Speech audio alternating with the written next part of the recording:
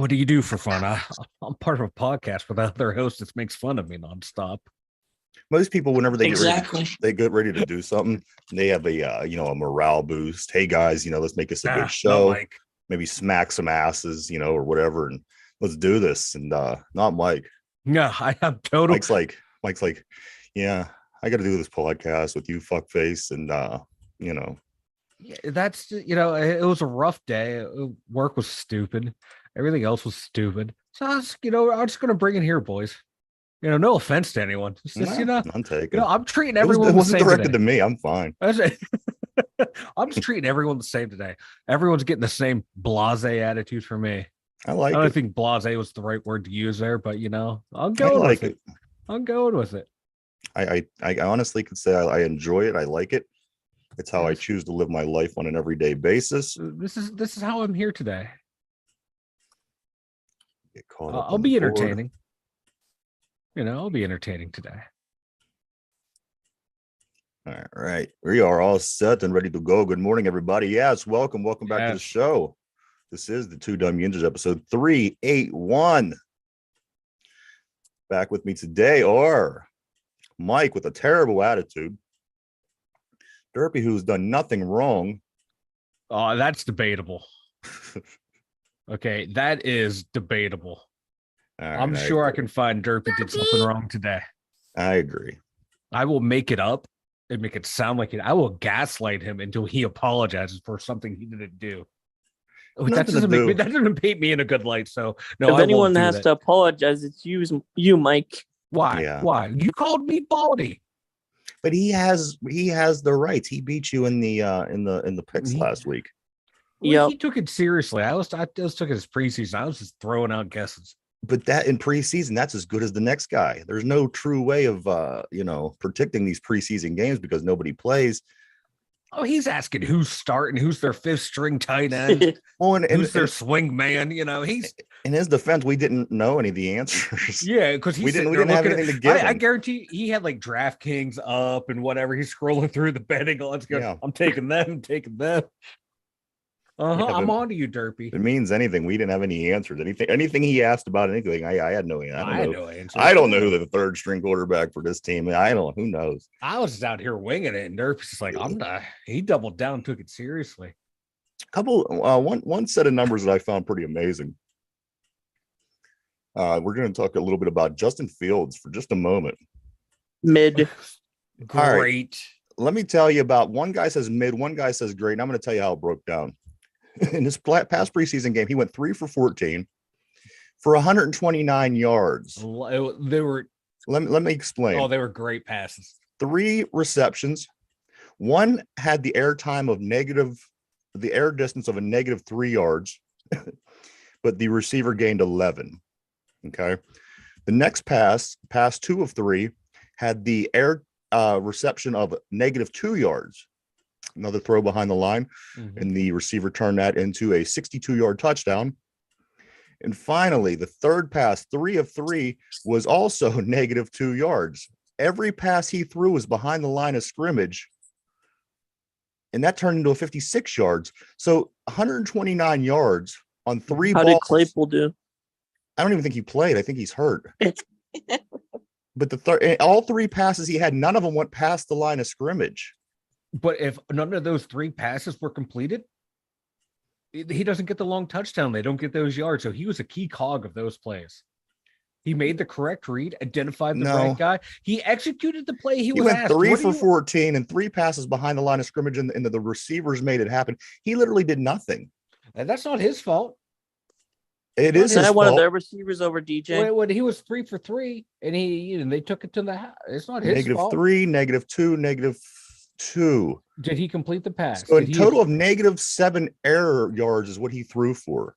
It's not again his fault what the receivers did after that is the yak, and that has nothing to do with the quarterback. If he went 3 for 14 for -7 error yards. 3 for 14 on that game, did he? Yes, he was 3 for 3 that game. Well, he missed the next 11 passes.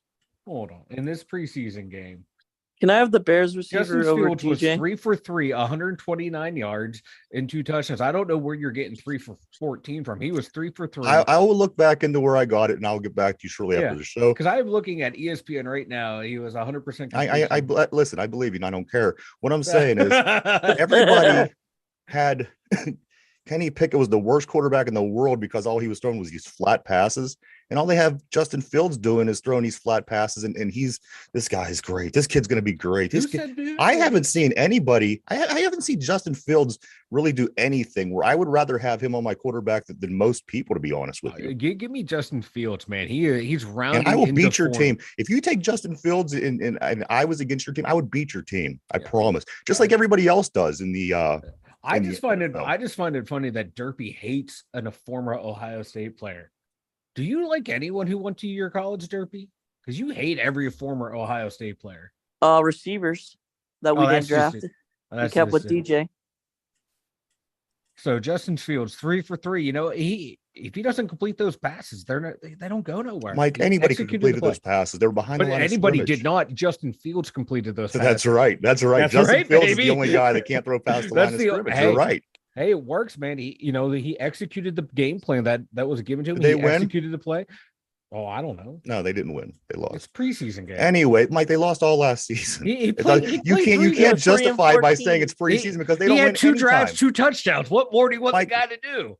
Throw further than 7 yards negative is what I'd like to see him do. I'm looking at that. He completed 3 passes. You know that's not going to go in the regular season, right? You know that's not going to happen. I hope. I know that once they start playing starting defenses, that's not going to happen. Oh, I hope their first 2 drives are screen passes that go for touchdowns. You know what? You want to make it interesting? Perfect. You want to make it interesting? That would be perfect. I'd be willing to put $100 that won't happen. Well, yeah, because it's like no. Hold on, you were just talking. No. Probability. I said I would like it for it to happen. I didn't say it was going to happen. No. You're creating. So now you're gonna backtrack. Oh, yeah, wait. Of course, this is such a good thing. This is amazing. This is. I said it would be great if it happened. It was lucky. Yeah, it was pure preseason luck. Hey, that's all that. Hey, man, they don't ask how; they just ask how many. Now, anyway, and he got 2, and he got 3. Keep monitoring these athletic quarterbacks and see how great they do. That's all I got to say. I got 1 or 2 in my mind that is probably going to be successful for long term. The rest of these guys, they're just not going to hack it, man. I'm telling you. I just got to be able to throw. You got to be able to throw in a passing league. He did. He threw 3 times, and they were called. Like he threw 3 passes behind the line. That's not. Come on. They were being passes. Silly. They were caught by a receiver, and that was taken for a touchdown twice. That has nothing to do with him. That's all yak. All yak. Hey, he executed. That means it has nothing to do with the quarterback. It's a team effort. It's a team effort. He got it to the guy. It's a team effort. Team effort. Dalvin Cook. Did he sign with the Jets? He signed with the Jets. Yes. My concern about the Jets is this, and it's almost the same concern that I have with us. But you know what? We didn't go after the highest profile people as the Jets are with Aaron Rodgers, as Dalvin Cook, and a few other guys. A lot of times when you put these teams, you're trying to buy a championship, and you're seeing it more in sports. Can't buy championships. Well, you're seeing it more in sports now. It's becoming a thing, and a lot of times when you have this situation, it's hard to get a cohesiveness, especially when you're trying to do it in a small window period of time. It's going to be interesting. And don't get me wrong, the Jets are a team that I want to watch. They're a team that I've been talking about, and they're a team that I do want to follow. I find them very interesting. But legitimately, Mike Derpy, what do you think the chances of the New York Jets hoisting the Vince Lombardi Trophy in February actually are? Better than they were for them last year. Yeah, but if they were in the NFC, I would put them as one of the top teams. Yeah, the AFC's too tough. They're too tough. Yeah, they're playing the AFC too tough. Is way too tough. But I do like the addition of Dalvin Cook. He came from Minnesota, where it was like him and Justin Jefferson. He was already splitting time. He knows how it is to operate with another star on offense at the receiver position. So, they have Garrett Wilson there, who I think is going to be a star wide receiver. So he's going to be used to that split workload. But it's Aaron Rodgers. Last year we were saying the Jets were a quarterback away. It's just Aaron Rodgers. He's that guy. He creates distractions on his own. And, going from Green Bay media to the New York media, I think that might be the issue right there. How long can Aaron Rodgers keep it together before he causes a distraction? Because I think that team that's good, man. They had that defense is good. They got some really good young players. I I think Aaron Rodgers is the one to worry about. Everyone else, I think that they brought in won't come in just fine. Delvin Cook, you put him in Breece Hall, who just came back from injury, just activated from his knee injury. He was on pace to be one of the better rookies at the running back position last year before he got hurt. So if he can come back healthy, you have him and Delvin Cook splitting the load back there. That's going to be huge. But I can't wait to see for it. me, it's all Aaron Rodgers. He's going to be the straw that stirs that drink. I don't think they'll do anything. I think they're going to do something, but here's the thing. I think the AFC East is so strong. They're going to beat the shit out of each other over there. Yeah. And hopefully that plays to our advantage. You have, Buffalo, who's certainly counting on big things this year. You have the, who's the other team? The Dolphins. I mean, basically the Dolphins and the Jets are they're doing what they did last year. They're looking for that springboard, and it started for both of them last year. They both took off, and they both kind of just hit a brick wall. This year, I think both of those teams, by the key additions that both teams, Miami and New York, has made, they're looking for something bigger this year. And, you can never, I think you could count out New England. New England's not going to be hoisting no Lombardi trophies in February. But again, you throw them in the pack, the coaching is good enough, and they do have a couple of pieces in place to where they can make it difficult enough. And it's not going to be a breezed walkthrough of the AFC East. I'm like I said, I'm curious. I can't wait to watch some Jets games just to see what they really have going on, because on paper, this team's going to be a lot of fun. They're good. Yeah. Because like I said, can't wait for injuries. Garrett Wilson with Aaron Rodgers. Garrett Wilson put up good numbers last year with that quarterback carousel that they had last year. And he's only going to get better. And now they have more weapons around him in the passing game. And Delvin Cook to that run game. Hall comes back healthy. That defense, my God, they're one of my favorite defenses in the league, and I think they're only going to get better. They have a lot of young players that are going to get better too. But if Miami, if their quarterback Tua can stay healthy, that's three tough teams there. And New England, like you said, they're not the New England of old, but that they also have a really good defense. It's like playing a bad Steeler team. Because they're not the good Steelers that you're used to seeing. They're going to find a way. You don't want to end up in Heinz Field playing them sometimes. It's just you're going to get you're going to get a fight, and that's what you're going to get with the Bill Belichick coach team. You're going to get a fight. You're going to get a well-coached team, a team that has a good strategy put in place. Whether they're able to to do the things that they want to do, that's a whole other question. But the AFC East, the whole AFC, I think, is strong this year because you do have Jacksonville, rising from the crop in the AFC South. Finally, somebody in the AFC South is able to move forward for once. And I think the Jacksonville Jaguars are going to be able to do something. Out of the AFC West, of course, you got Kansas City, the Chargers. The Chargers are another team. They get into the playoffs last year. So, I mean, a couple teams from that division, a couple teams from the South, a couple teams from our division, possibly three teams from our division, plus everything that the AFC East has going on. Again, if I was a gambling man, I would put my money on the AFC side this year as far as, going all the way. On the other side, you have San Francisco, you have Philadelphia, and maybe Detroit, but that NFC South's a disaster. It's a joke. So, I mean, this year, watch your AFC. The AFC is going to be real strong, and I don't know if that bodes well for us, but again, all we can do is play the games on our schedule and see where it lands. That's where the NFC might have an advantage. You have the AFC side that's so stacked; they're just going to beat the hell out of each other. But they're going to be used to playing good quality. That's games, true. You're going to be. Yep. That's the other side of the argument. Yeah, they're going to. You're going to play the Bears, and you're going to play the and then all of a sudden you're going to show up to play a Buffalo or a Cincinnati or So I do like the AFC in a sense more this year. Also, guys, was the Ezekiel Elliott to the Patriots? Did that happen? Did that go through, or is that just still in the balance? It did go through. Yeah. And again, this isn't going to make the New England Patriots a Super Bowl champion. I could see him. I don't know what their running back situation is up there. They have I always mess up his first name, Ramondre Stevenson. I probably butchered that name. Stevenson's pretty good. Yeah, he averaged 5 yards a carry last year. He's a tough running back. Yeah. But again, to get through that division, it's gonna be a gauntlet. I could see Ezekiel Elliott just totally flatten out, and by the end of the season, maybe give a situation or two, maybe I don't know, an injury, something. At the end of the season, I could see Ezekiel Elliott being on his way out of the league. He just has that feel now where he's been stagnant for some time. Yep. If he goes to another team and can't pick it up and can't develop that name back for himself, I could see him being shit out of the bottom of the NFL pretty soon. Yeah, because I'm looking. He's going to eat good there. Like he hasn't. His numbers aren't that terrible, but I wouldn't pay him.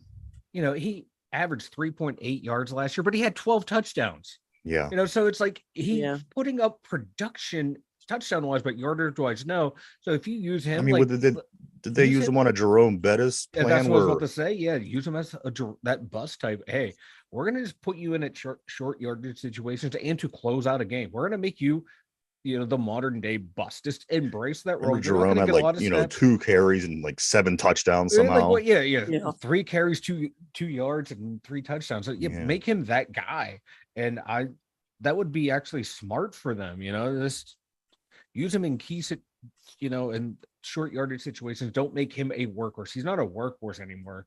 No. He hasn't been a workhorse for quite a few years, in my opinion. His, my God, he's averaged 4 yards a carry every single year up until last year, but he's still not that. He's not that explosive runner that he once was. Not that explosive guy out of the. Shame he went to the Cowboys. Yeah, that was perfect where he went. They had their opportunity. The Cowboys had that window of opportunity. Mm-hmm. They had the top running back. They had the top. They just it was. I don't know what the hell the Cowboys have been doing for the past 30 years. I just don't understand it. They should have been able to be a little bit more successful at some point in the last 30 years.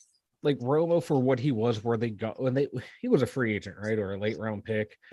Okay, he exceeded expectations. Dak Prescott being drafted where he was exceeded expectations. They're thinking they can just find a quarterback anywhere and luck into a quarterback, and it's showing in this league. You more or less have to get your quarterback in the first round. Let me tell you something. If you want to go on to win a Super Bowl. Let me tell you, and it doesn't even guarantee you. Listen to this. You know how lucky. You know why we're having the situation we're having right now in Pittsburgh with Pickett and the quarterback? Because we hit the lottery back in 2004. The Pittsburgh Steelers went many years without having a good quarterback. And people and the fans were ready to strangle each other and kill each other. And the Neil O'Donnells and the Mike Tomczyks and the Kent Grahams and the Cordell Stewarts and the Tommy Maddoxes and just the whole bit, So the Steelers, in a draft that has Eli Manning and Phillip Rivers, 2 biggest names in college this year, and they picked this guy out of Miami of Ohio that nobody's really ever heard of. But the Browns passed on. And they draft him. And guess what? We hit the lottery. Yeah. We hit the lottery. He's somewhere between 5th and 7th best all-time passer in yards, whole bunch of other records. It's not guaranteed that you're going to get this franchise. It's hard. It's hard. A very difficult thing to do, to find your franchise quarterback in the NFL. It's very difficult. A lot of times the Browns, we laugh at the Browns because, of course, they deserve it. But how many times have they picked that number 1 guy at quarterback? Again, we could laugh at Johnny Manziel, but if you look at, you go through the names and you go back through times, they picked the number 1 quarterback, the guy that performed the best in college. This is the guy that's supposed to be your franchise quarterback. There's a lot of things that go into that. You could, it's got to be the right team for the right quarterback, for one. For 2, we hit the lottery. We hit the lottery, and we're expecting to get lightning in a bottle 2 times in a row, which is very unlikely on every level. Yeah. We just have to hope for a guy that does well enough to help us win football games and get some things accomplished. But it's so many people don't realize, again, Mike, a lot of these fans, they lived only through the Ben Roethlisberger era. And as I mentioned to many people throughout that time, I said, you just watch.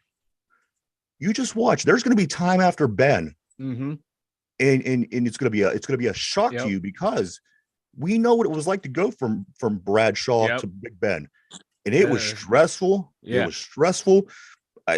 Mike, it's like, we had times where we thought, okay, is Neil O'Donnell going to be the one? Right. Is Cordell going to be the one? Is Tommy Matt? Every quarterback you get. So, and that's what, I hope Kenny Pickett's the one, but maybe that's why I'm kind of down on him, is not as high as everyone else is, because I lived through those false dawns of this is the guy who's going to get us there. And, everyone, it was showing kind of like how Kenny did. He had, flashes really here and there, other stuff that didn't flash. So you pick out the good, because you're like, all right, we got one. And then we saw that with Cordell. We saw it with O'Donnell. We saw it with Maddox. We saw it with Tomczak to an extent. It's you think you have one, so you want to talk them up you like you have to one. You want hit to that will it lottery. into existence. So many things have to go right for you Yeah. to make that move actually happen. Yeah. Again, And Jacksonville, they have one. just Jacksonville luck. has Trevor Lawrence. But again, it takes many things. It takes you stinking at the right time. It takes you falling to a spot in the right year. And having it takes the right him players coming out at around, the right time. coaches. There's so many things for you to hit this lottery, this franchise quarterback lottery. And only time will tell. Only time will tell. And again, I wish we wouldn't have hit that lottery, because now everyone is so spoiled in a sense, because if we don't get this guy, you don't know. If you knew how to get listen, guys, if we knew how to make this happen, every team would be doing it. The fact of the matter is, it's hitting the lottery, it's catching lightning in a bottle. Yeah. And it's an inexact science, You're right. People thought, Mahomes was never going to be any good because he played in the shotgun in college. That's not going to work in the pros. It worked in the pros. Tom Brady didn't take football seriously, more or less got drafted as a favor. Look how that turned out. Sixth round. Sixth round quarterback, and he becomes the best quarterback ever. There's no, you're right. There's no in the Ben draft, Cowher wanted to draft Jermaine Stevens.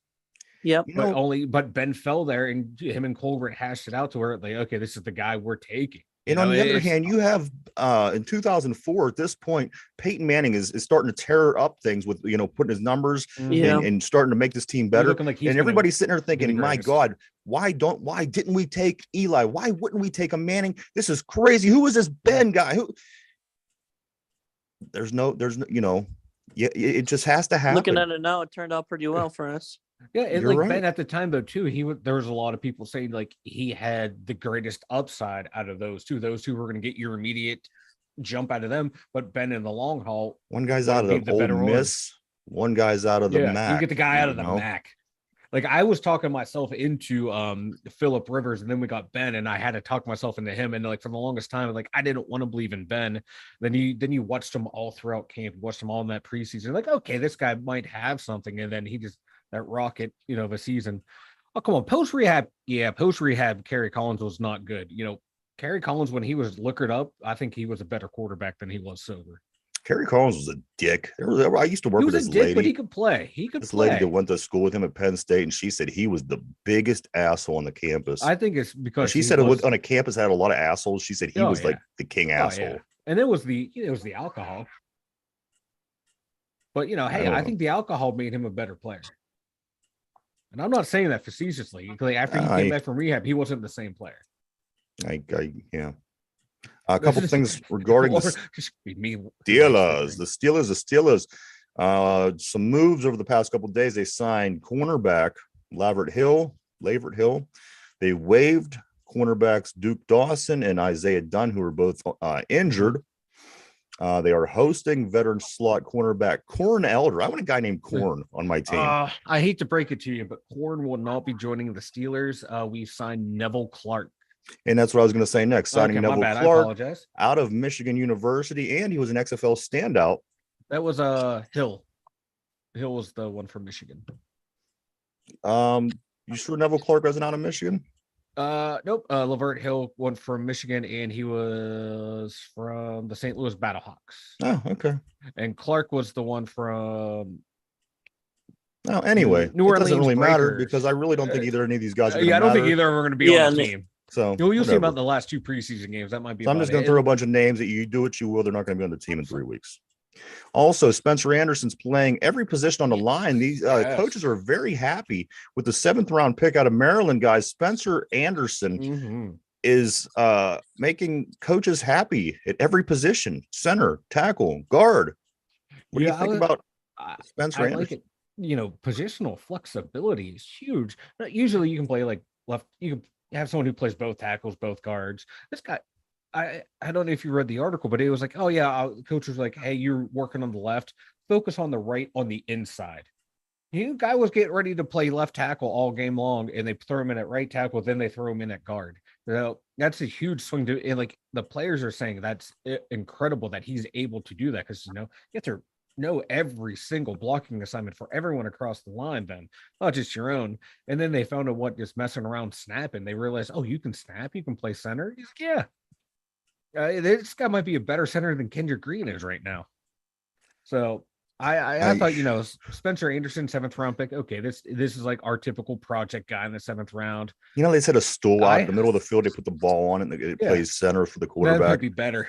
I would rather have the stool than Kendrick Green. Yeah, but I kind of reading that article today about Anderson, it made me feel even better about a 7th round lineman. Like, this guy has something in the way he's performing in camp, doing everything that the coaches ask him, doing it, surprising everyone. That's huge. Like, we got another steal in the draft. Before we move on, guys, I don't think he'll dress it all this year, but if they can sneak him through the practice squad throughout the year, that's going to be huge down the line. I mean, it depends. I mean, offensive lineman, they could drop it. And luckily for us, we went out and we got nice depth this offseason. So hopefully the offensive line won't be an issue. Yeah. One thing before we do switch over, the longest active streak without a last place finish in the division, top 3. And guys want to hear? Oh, yeah. This is the longest active streak without a last place finish in their division. Number 3, the Packers. They haven't finished in last place since 2005. Number 2, the Patriots hasn't finished in last place since 2000. And the Pittsburgh Steelers, guys, number 1, they haven't finished in last place in their division since 1988. 1988, guys, if there's any question. Franchise. There's so many things that point to that. But yes, 1988 was the last time this team finished in last place in their division. No, that's the most amazing statistic I've ever heard in my life.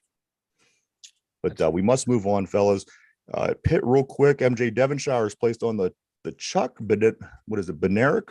Yeah. The Chuck Bednarik Award preseason watch list. So this is going to be a big name that you're going to want to keep an eye on this year. If you are a Pitt fan, is MJ Devonshire from Aliquippa, because blink your eyes, he's going to be in the NFL. Blink your eyes, he's going to be in the Hall of Fame. So, he went to Aliquippa. He went to Pitt. That's, they produce Hall of Famers. That's what that's the formula. What they do. That's what they the do. Formula. Yeah, and he can come to Pittsburgh. Yeah, him and Peasy Jr. at corner. I'll take it. We got to jump over to do some baseball real quick. Unfortunately, guys, the Pirates lose to the Mets 7-2 last night. They dropped to 53 and 66 overall. Quinn Priester goes 5, gives up 7 hits, 6 earned runs, 3 walks, had 3 strikeouts. They are now officially in last place. They are 12 games out, tied with the Cardinals, and officially in last place. I love it. Brian I was wrong. The only one to do anything. He went 2 for 5. He had an RBI. Game 2 of 3 tonight at 7:10 at Citi Field. The pitching showdown is going to be between 0-7 Bailey Falter. He received at the trade deadline. Oh, man. P says, was Derpy even alive in 88? No, P, he wasn't. I wasn't. Mike was barely alive in 88. I was 8 years old in 88. I broke my arm in 88. My wrist. And David Peterson, his 3-7, is going to be pitching for the Mets with a 5.61 and 74 strikeouts on the season. So, Mike, why don't you go and tell everybody about the website, man? 2dumyinzers.com. Head on over there for everything you need for the 2 Dum Yinzers, especially links for, if you just want to listen to the podcast, like Ryan will say, we have Spotify, but we are listed a multitude of places. We have links on the website that will take you there. So yeah, just 2dumyinzers.com, merch store on there. Buy your Bob Nothing merch to show your displeasure. The Bucko sitting in last place. I still want a guy named Corn on our team. That would be great. Corn Elder. That is it's just better and better. Are you right? Corn Elder. Corn Elder. All right, guys, we are sticking with the theme of Buffalo Bills trivia questions. A lot of these questions are going to be tragic because a lot of the Bills' history is tragic. I mean, I mentioned it yesterday. This one is going to be, it's going to have something to do with this, with what you were talking about. So here we go. How many turnovers did the Bills infamously have in Super Bowl 27? How many turnovers did the Bills infamously have in Super Bowl 27? I could give you some hints. Take a minute to think about that. We are live, everybody. We are live 7 days a week from Monday to Sunday, every week right here. And if you just want to listen to the show in podcast form, we upload it over on Spotify at 8:00 p.m. every day. So if you just want to throw the pods in, take a run, maybe at the gym, listen to the show, you could do that because the new show, all new every day, gets uploaded at Spotify at 8:00. All right, guys. Question of the day is the Buffalo Bills question.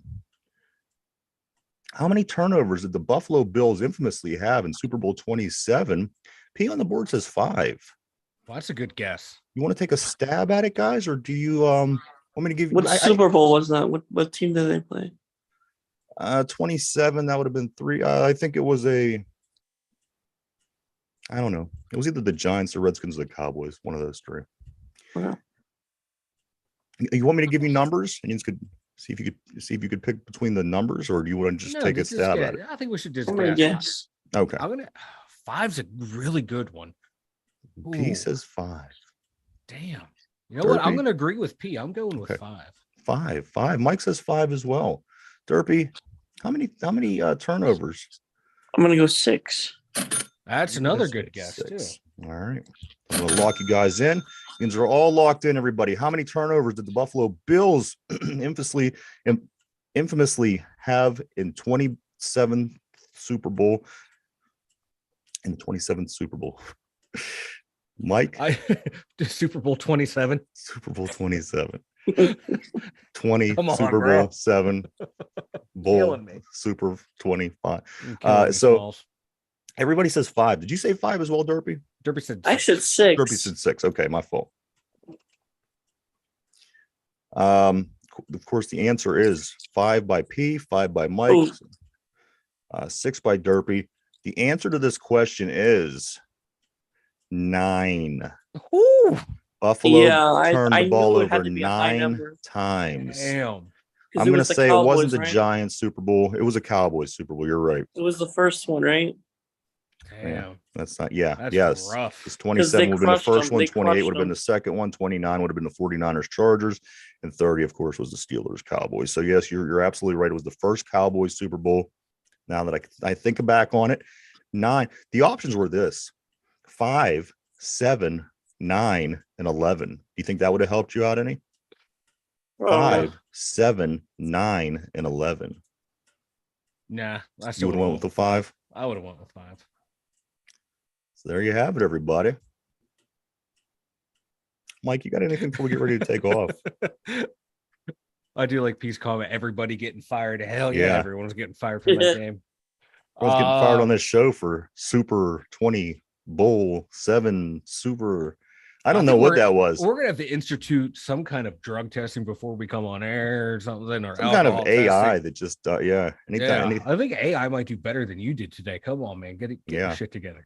AI do better than I do every day. No, just today. You're the you remember some of the pictures we made, Mike, from the AI. Don't make me bring it back. Remember the guy had the backward arm, with the third leg, and the third leg. And that stuff was fun. There was something that was so out of place. I can't remember what it was, but the guy was like hitting the other guy in the back of the head with a bat. Yeah, and like the little pirate skull ended up turning into almost a swastika. It was a Nazi sign. Yeah, it was. That's rough. Why I don't trust computers. That's why. Yeah, because they'll do shit like this. They're like, this guy got a German last name. He must like this stuff. And these things are so much smarter than we are. We're gonna be like, it's a swastika, but it's just a computer. Yeah, these things are so much smarter than we are. Trying to make a skull. Wink, wink. Yeah, racist AI. Yeah. Get the out of here. But I got nothing after that nonsense. Derp, you got anything for Don't trust the AI. That's what I'm gonna go with the saying: we're not America's team. We are the Pittsburgh Steelers. That's right, baby. Couldn't agree more. My thing is this: I really hope that this Elon Musk and Zuckerberg fight goes down.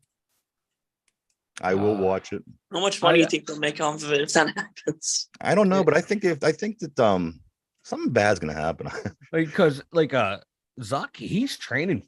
He trains for these fights, man. He is cut and ripped and ready to go. And Elon Musk and I probably have like the same body type. I don't think he's not going to fare well. You're in school and you find out a couple of nerds are going to fight after school, and you go to watch. It's comical. You know what I mean? They don't know how to fight. They're kind of just slapping each other. And I think Zuck would. I think Zuck, I never- man, I don't like either of these guys, but just going on to see online, looks like Zuck actually trains. I don't know much like it. about either I one. don't trust a nerd who's also strong. Yeah, we don't need that. That's Pick one. shady. Pick That's a lane. shady Pick a shit there, lane. man. One or the other. Either strong or nerdy. You can't have both. That's not fair to the rest of us. Can it be a stock market fight? No, I want to see him punching. I want to see punch. I want to see I faces. in what I saw, it looks like Muskie's trying to back out of it. Oh no. No. Yeah, it look like he's trying to back out of it. So I don't know. I'm keeping hope alive. Yeah. On that note. On that note, anyway, we do want to thank everybody for checking us out. We appreciate each and every one of you, as always. For the two Dum Yinzers, Derby, Mike, myself, everybody have a great day. We'll see you tomorrow. Bye-bye.